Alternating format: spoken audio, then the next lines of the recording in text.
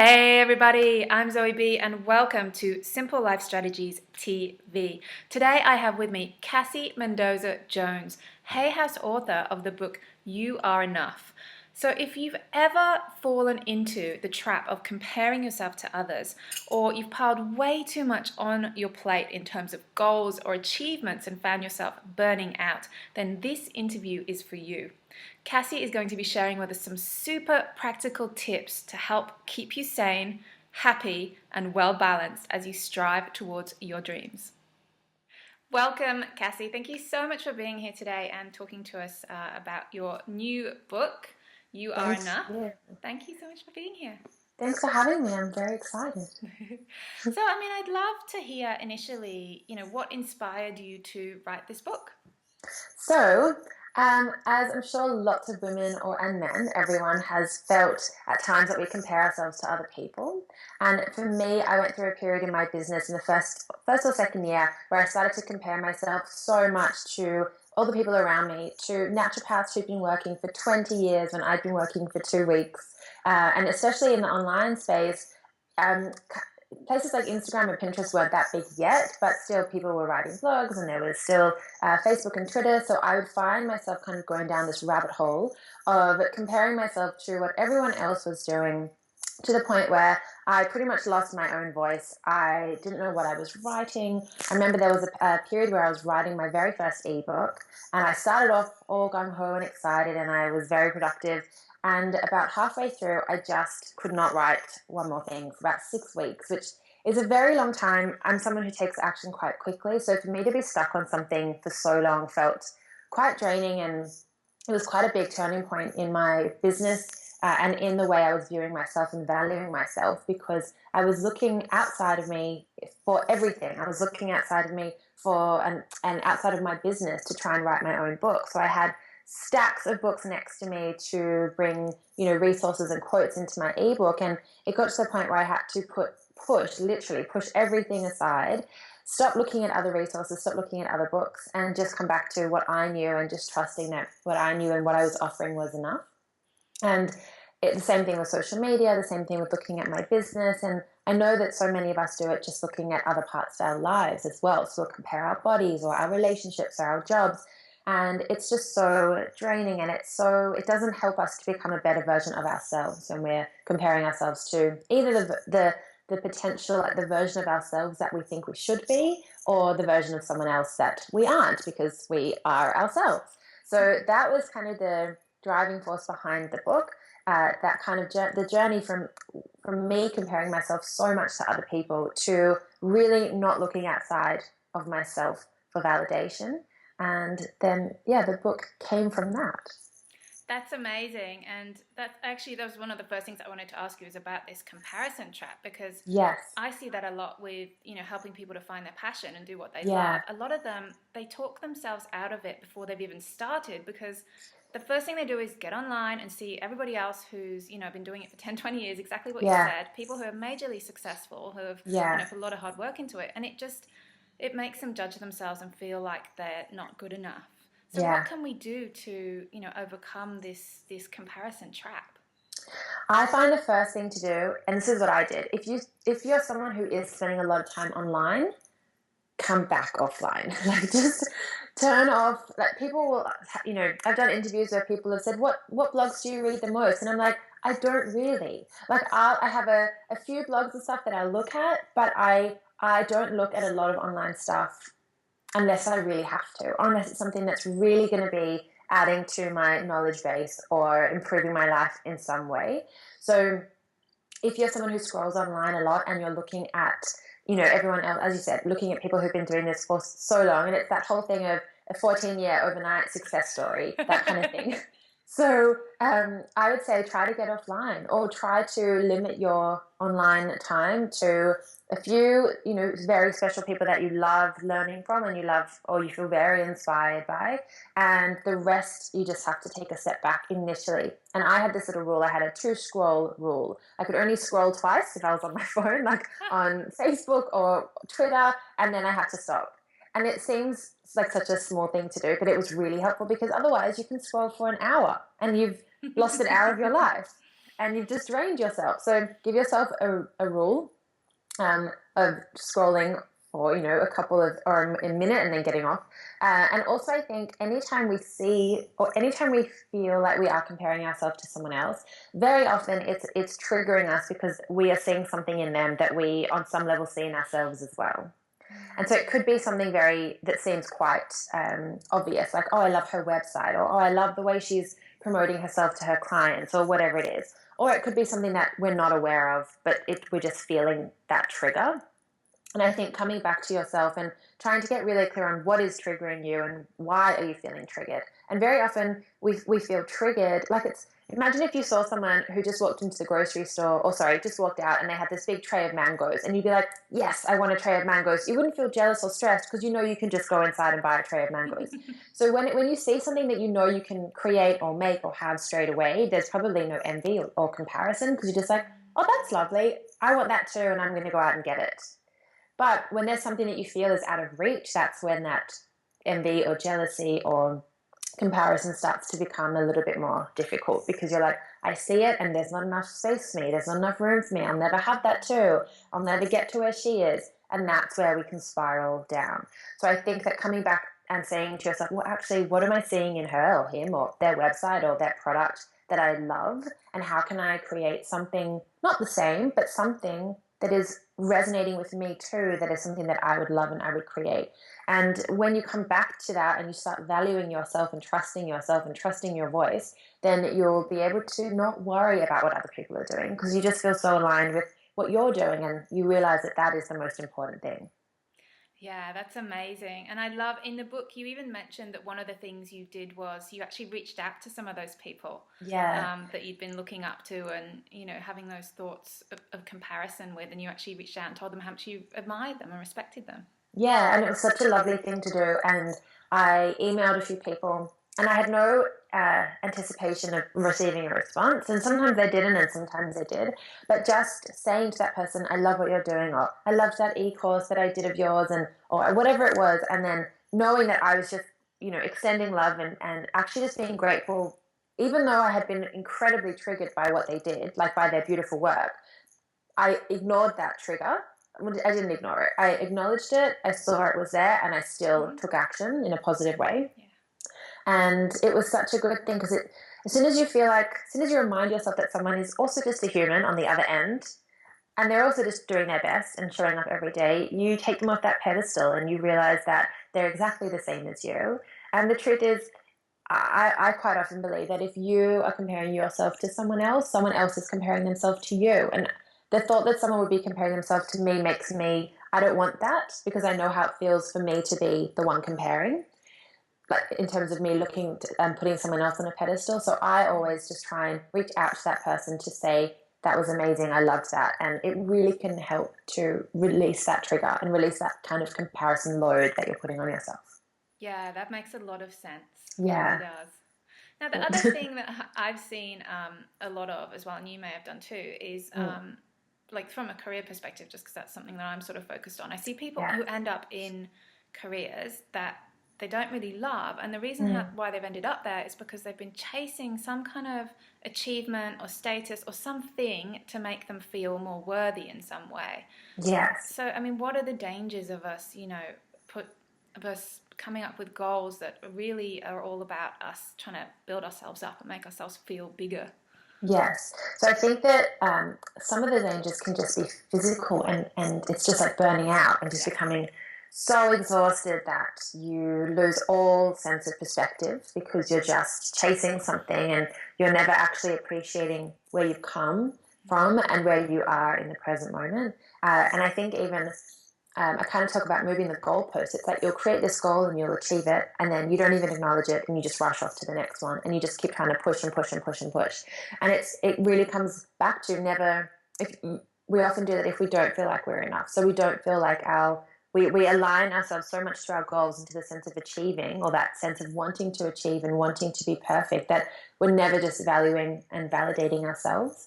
So, and a few years ago it happened to me where my business. The landscape of my business changed a little bit and I had to come back to myself and say, well, hold on, I'm not my business. Like I am separate to my business. And if I stopped working tomorrow and did something else, I would still be me and I would still be worthy and I would still be enough. And so it's the same thing with your goals. You have to look at them and say, if I didn't achieve that, I'm still worthy. Like everything will be fine if I don't achieve that goal. Or if I achieve that goal, but it looks very different to what I thought it would look like, it's also acknowledging and being proud of that and accepting that for what it is. So I really think that just lessening our expectations on ourselves, still aligning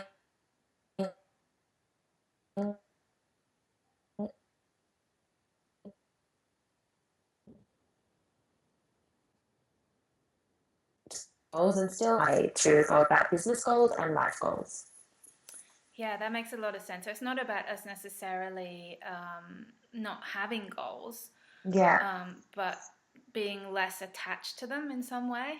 less attached, exactly, and less attached to the outcome because we can't control the outcome.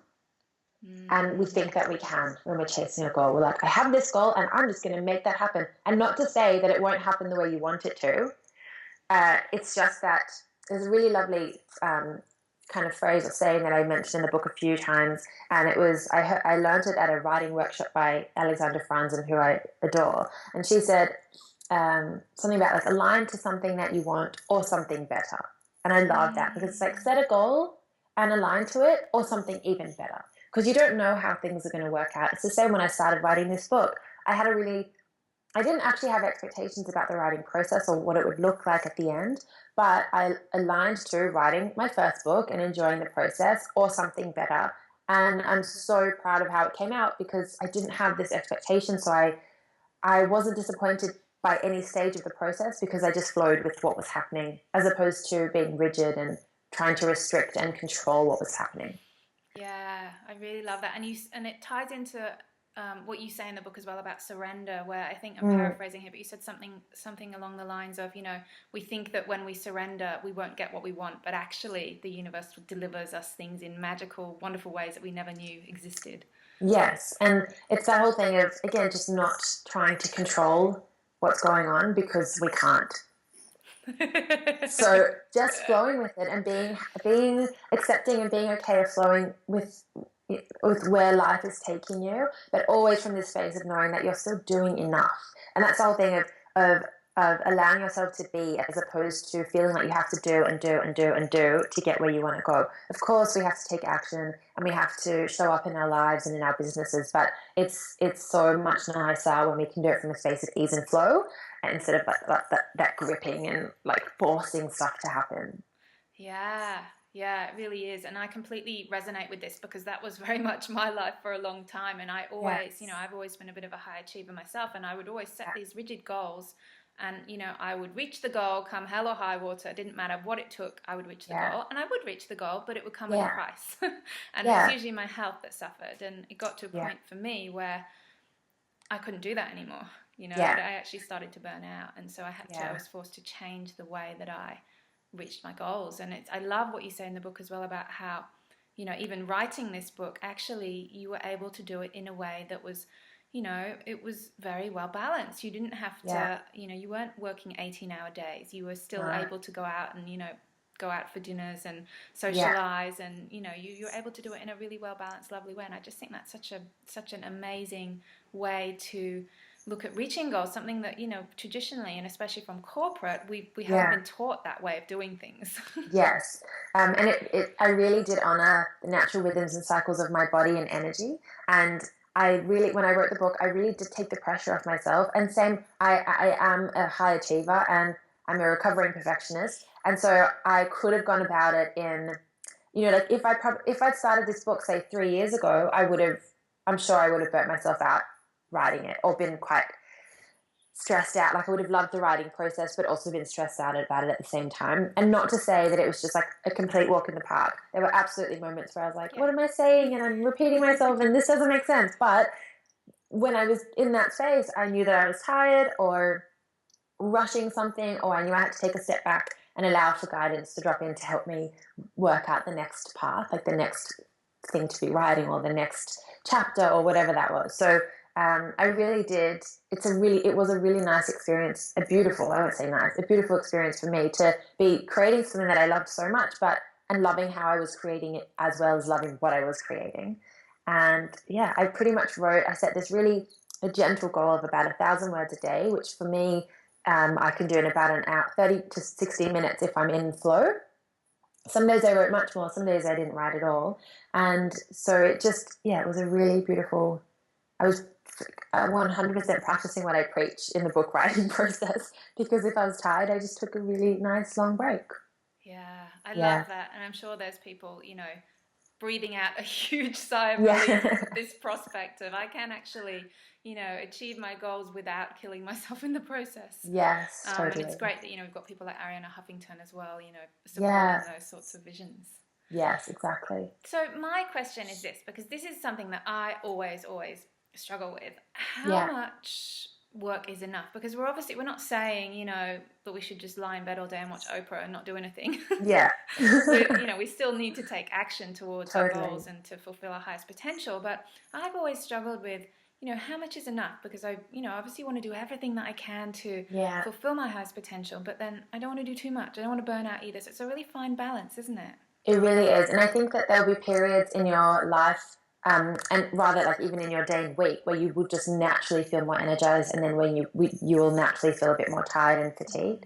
So I think that it's just honoring that and really just letting each day be different for you. So you might have, like, I've recently started taking Mondays off from seeing clients and making it more of like an admin creative day, depending on what's going on for me. But still, most Monday afternoons, I'll like have a nice nap or like lie in bed and watch Netflix for an hour and then get back to work. So I'm not sitting at my desk from like 8 till 8, even though it's a day for me to do, admin and writing work. So I think that, planning your day around, I always say to clients, make sure that you're including at least two really nice breaks into your day of things that you love doing. So I don't mind, and I have some clients who are like writing PhDs and I'll say to them, they'll say to me, I really want to watch one of my favorite TV shows in the middle of the day, but I feel really bad about it. And I'm like, do it. Let your brain, and I know that's not the same as like meditating to have a break, but let your brain also just have some random pleasure and joy in the day and have a little brain holiday. And really, quite often our best ideas come to us in those spaces in between. So you'll be washing the dishwasher, or I love going around a walk around the block if I'm feeling a little bit blocked or stuck in something. And it's just such a nice, and it's literally, my block is like a perfect square. So it's this beautiful square block, and I come back and the idea has come to me, or the idea is have a break because you're not ready to keep working yet. But I think, making sure you're having times in your day to rest is so important. And also, I always believe that we whatever work we've gotten done in a day is the right amount of work to have that needed to be done. Yeah. And if you feel like you keep pushing things to the next day, you know how you'll have this task and you're like, I don't know if I want to do that today, and it just keeps pushing. That's usually a call either that someone else could maybe be helping you to do it, or it's one of those things that you just have to kind of knuckle down. But I don't like to force and push things. So if there's something, like I have to do something for my website, some hosting thing, and I'm like, oh, it's not for this week, so I'm pushing it to next week, because this week I just know my brain doesn't want to deal with that. I'm just like not in web hosting mode. And I know it's just me to organize someone else to do it. I'm not the one who's going to be switching hosts, but still, I'm like, this is not for this week. And I'm not pushing it because I don't want to feel frustrated this week by it. Next week, I'll have more energy for it. So it's just honoring yourself and your energy, and also making space to exercise and to rest. And I always say to my entrepreneurial clients, I want you to start your morning as if you were going to the office. I know you work from home, but I want you to wake up, exercise, have breakfast, get what you need to do done, get dressed, and then go to work in the study. Because otherwise you'll wake up and you'll go straight to your computer at 7 a.m. and you haven't done anything for yourself before you started work. So that's a really big one. And I used to do that as well. I'd wake up, maybe I'd go get a coffee, come back and I'd sit down, and then at 11 a.m. I'm like, wait, I haven't had breakfast and I'm in yoga pants still. Yeah. Which is fine. We can all work in yoga pants. But I still think it's a really nice thing to honor yourself in the morning and give yourself that space and time, and then get to work and have breaks. Yeah, breaks. They're important. Yeah, I so resonate with that. I've been, hands up, totally guilty of the, still in my pajamas at 5 p.m. Yes. some days Yes. situation as Yeah. an entrepreneur. And I know a lot of people resonate with that too. Yeah. But I think that's what's so amazing about this path for me, and I totally agree with you in that, you do get to work around your own natural productivity rhythms rather Yeah. than, for this forcing this very masculine energy. And for me, Yeah. like, because my background was advertising, corporate advertising, it is very Yeah. much drummed into you. You come in, you Yeah. sit at your desk from 8 till Yeah. 6 or whenever it is, and you do not move, and you put your head down and you just work, and you don't Yeah. even eat. I remember we had Yeah. deadlines where you were expected not to even eat because you had a deadline. It was ridiculous. Yes. People just wouldn't even go and get lunch. It was Oh just gosh. insane, and it really does Yeah. have to stop, because I totally agree with you in that we're way more productive when we have breaks. And I see that too. Like, I'll go for a Yes. walk Yeah. and I'll come back and I'll have had a little idea on my walk, and suddenly you're back in Yes. that inspirational space of Yeah. where everything just flows and it's kind of effortless and you're just in the zone and it's easy. Yeah. It is so much easier when you're in that flow. Yeah. Yeah. Now, the other thing that you talk a lot about in the book is energetic boundaries. I'd love to just touch on that and maybe explain Sure. to the viewers what they are and how do we create them.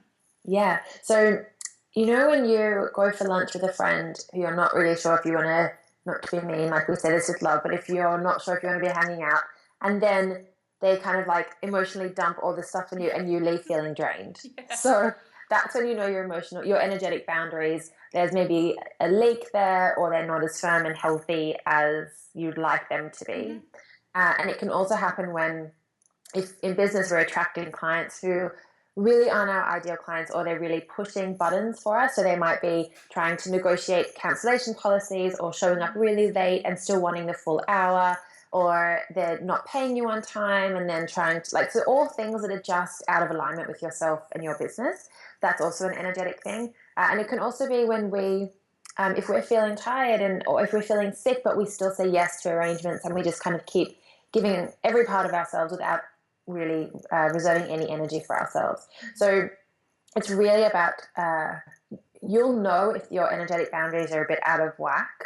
Firstly, I talk about it in the book, as you mentioned, but also if any of those examples have resonated with any of the viewers, watchers today, because it's something that happens so frequently, especially with women. We say yes and yes and yes and yes to everyone, and then we are the ones left feeling drained. So there are quite a few ways that you can kind of tidy up your boundaries. Firstly, it comes down to, I love to use the word, anytime I'm saying the word should in my vocabulary, I know that something's not right. So if I'm like, I should X, Y, Z, or I should do this, or I should do that, it's like, it's such a stress word. And you always have to come back to, and know that if you actually just wanted to do it, or if it felt easy and aligned, you would just do it. You wouldn't tell yourself that you should be doing it. So if I ever say that to myself, I know that I am saying yes when I want to be saying no. Also think about every time you say yes to something, you're saying no. Not every time, but if something's feeling not right for you and you say yes to someone else, you have to think about what you're saying no to for yourself. So yes to someone to write an article for them in a day when you actually need a week means you're putting excess pressure on yourself and burning yourself out maybe in the process. So what I like to do with clients is, we set, in kinesiology, we set what we call goals. Essentially, they're positive affirmations. So you could say something like, my energetic boundaries are clear, healthy, and or my energy is protected, or my boundaries are firm, I'm aligned to protecting my energy. Those kinds of words and phrasing, and you can use it as a journaling prompt for someone if they want to kind of, or like an automatic writing prompt if you want to find out what's blocking you from feeling aligned or from protecting your own energy. You can work with crystals. Hematite is a beautiful crystal that's really great for protecting energy. It's quite reflective, so it's like a shield to protect other people's kind of, I don't want to say negative energy, but negative energy from kind of leaking into you. And it's also really important to know that no one can dump anything energetically onto you in terms of energy or anything like attached to you unless you're on some level letting them. So you can't feel drained by someone unless you're letting them drain you. So if there are people that you feel really drained by, there's something that you're giving them that you don't really want to be, but you're still feeling like on some level you owe them something, or you feel like you need to help them and pull them up and hold them up. So I always find that if you're if there's someone you're really feeling drained by, either before you see them, say those affirmations to yourself. So my energy is protected. My energy is 100% my own. So you're not taking on anyone else's energy. And also maybe take a bit of a step back from those people for a while in your life, or those activities or tasks. So if there's something in your business that's draining you, maybe take a step back, bring in some support so someone else can help you do it. Or sit and, do some automatic writing or journaling or ask in meditation, what is stopping me from feeling energized by this or rejuvenated by this? And again, maybe you are just burning out. If everything is feeling draining, then it's a call that you're actually drained and you just need some time to rest and rejuvenate yourself. Yeah, that's a really good subtle distinction there, I think, as well, because Yeah, sometimes I think we can get a little confused around, am I just burning out, or is it actually these specific things are totally. draining me? Yeah. And also, anytime you just feel that resentment towards, things in your diary or things that you're doing in your business, then that's another call again to be like, is this a job or something that I don't want to be doing? Or is this a client that isn't fully aligned to me? Or am I just so tired that everything is just annoying me? Yeah. Yeah, that's a really great distinction. I love that. Yeah.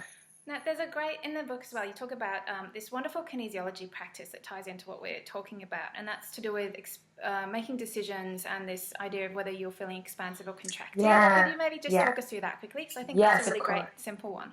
Yeah. So when a client comes to me, or so via Skype or in person, I'll often test their energy, like their life energy, so their expansion towards a goal or their stress towards a goal. And obviously, when I'm doing that, I'm using muscle testing for the client. But you can use it. You can do that for yourself in terms of if you're trying to work out if a decision or if a direction that you're heading in is helping your energy to feel or helping you to feel expansive or actually making you feel quite contracted and closed off. So the way you would do it is there are a few ways. You could do, again, some automatic writing or some journaling around it. And then you pretty much, a nice way to think about it is to just sit in meditation for a few moments or just sit still and take a few deep breaths and just ask yourself the question. So it might be, is this business decision the right one for me? Let's just go with business. Is this the right thing for me to be doing? And you'll most likely feel either, and you might not actually, like your body might not actually move, but you'll either feel really open and be like, and your body, you'll feel like leaning into it and you'll be like, this is the right thing for me. Or your whole energy will just be like, not right. So yeah, and so it's like that contraction, and that's just your energy being like, and that's your intuition. It can be part intuition as well. Just like, no, don't do it. Like, that's not right. Whether that's not right now or there's something not right about it, that's for you to work out through intuition or through guidance or through business strategy or coaching. But it's such a nice thing to do, and you can do it for so many things. So it's just like, is this the right thing for me or is this not? And you'll feel it in your body. Yeah, that's great. I love that because it's such a simple one. Yes. And it's you can get very quick response from your, intuition and your higher self as to what you really want to do. Because I think what that does is as well, it sort of siphons out the should part of it, Yes, doesn't it? it does. Siphons out the should. And also if you're getting the feeling of contraction, but your mind is like, oh, it'll be fine. You'll work it out. Just do it. Like trying to overthink and just push.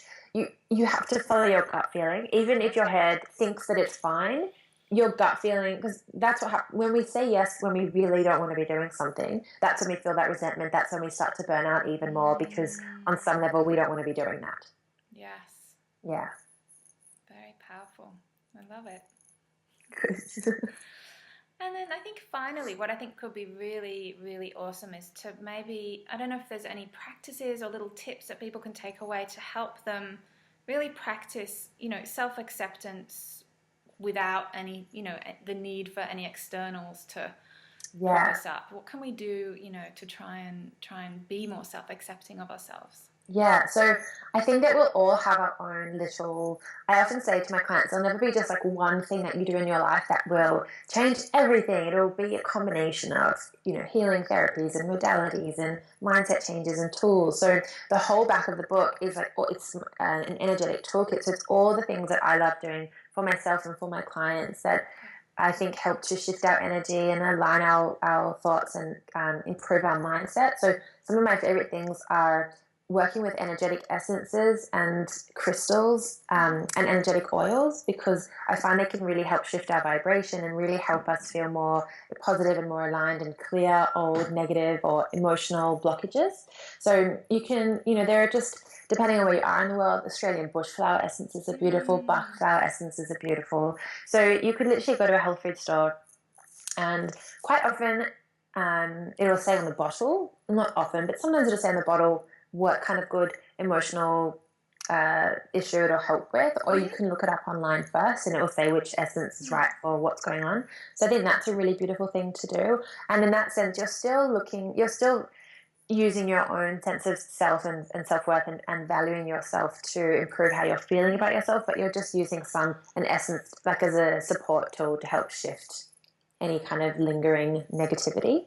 I love journaling. I think it's such an important tool that so many of us also, I feel like, get a lot of value out of it.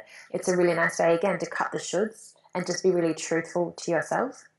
And to take that a little one step further is automatic writing, which I've mentioned a few times, which is, someone doesn't know what it is, you essentially are sitting almost in meditation but writing, and you write out a question almost like to your soul or to your intuition or to guidance, and then you just let the answer flow from your pen. And initially you might think that you're the one writing, but the more and more you do it, the more you realize that it's guidance helping you to find the answers from inside you. And that, I think, is so powerful. Yeah, it is. And I do a little bit of that every now and then. And it's funny because I notice when I am connected to this higher part of myself, the tone of voice is quite different.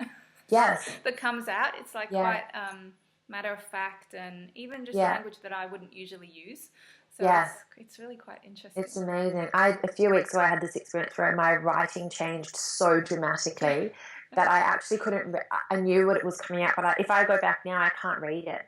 Yeah, it's so dramatically different from my handwriting, which is like quite bubbly and like big, and it was like this like scribble, like this script that I can't even read. Yeah. And I guess something else that we could maybe do is, just do something nice for ourselves. Just allow ourselves to do something with no goal attached to it. And Oprah talks a lot about it. She does. I don't know if you've read this, but she says that she has on Sundays. She calls that. What does she call it? She gives it a name. Anyway, she calls it. She has this day on a Sunday where she basically is allowed to do whatever she wants. Yeah. If that means staying in her pajamas all day watching TV, then she'll do that. If she wants to go out, then she'll do that. She just does anything that she wants to with no goals, no judgment attached. I think that's no judgment. That's a big one. Yeah. Just getting into the habit of doing things without there being any kind of reason. Yeah, and just like buying yourself flowers or getting a massage or having a lazy breakfast with the newspaper and a good coffee during the week if you can. Just like doing something that's just completely, and you don't have to spend money to treat yourself. Those are just options that I threw out that I love. But anything that feels nice, like a long bubble bath with some Epsom salts or lavender oil, anything like that. Yeah, I love my Epsom salt baths. They're so good, aren't they? So good. They're amazing. Yeah. Oh, what a wonderful way to wrap up. Well, thank you so much for being here today. And I'm just going to, there's the book. Yay! And where can people go and grab a copy of the book? I really love this. And do you know what? One of the things that I loved the most about it was you have such a nurturing, beautiful voice in the book. You really feel like nurtured when you're reading it. It's really, really quite lovely and quite unique. Thank you. And that's the whole, like, I write like that because I write just from as if I knew you and I was just talking to you, privately via email, and also just through honoring myself and valuing my own voice and not looking to anyone else as to how I write. Yeah, and that really came through. It was really quite unique in that sense. And there's some really the other thing I really loved about this is that there's so many practical tips and strategies. You've got so many, like your little energetic toolkit that you talk about. Yeah. There's so much good stuff in there. So I think everybody should go and grab a copy. And how can they get a copy? Where would they do that? So if they're in Australia or New Zealand, it's in where is it? Booktopia and Dimmicks and Bookworld. So all the main big stores, and now it's in all the smaller ones as well. Plus it's on Amazon. So Amazon, like UK, US, Canada, and Australia. Fabulous. And people can also Yes. obviously come and visit you for kinesiology work as Yes. well. What Yes. website should they go to for that? So they can go to elevatevitality.com.au, and I do a combination of kinesiology and naturopathy for women, whether they're entrepreneurs or just doing, working in wherever. So it's wellness and business alignment. Yeah. Yeah. Fabulous. Well, thanks so much, Cassie. I really Thank appreciate you. you, spending the time to talk with us today. Yeah, thank you so much for having me. My pleasure. Thank you so much for watching today, guys, and I highly recommend you go and grab yourself a copy of Cassie's book, You Are Enough. It really is an amazingly practical, beautifully written book, and I can't recommend it highly enough. This interview is brought to you by Simple Life Strategies TV. If you would like to be notified about more interviews like this one, then make sure you go over to simplelifestrategies.com, where you can sign up to receive notifications about future interviews coming up, and also get some free resources on finding your passion and doing work that you love. Thank you so much for watching. I'm Zoe B, and I'll catch you next time.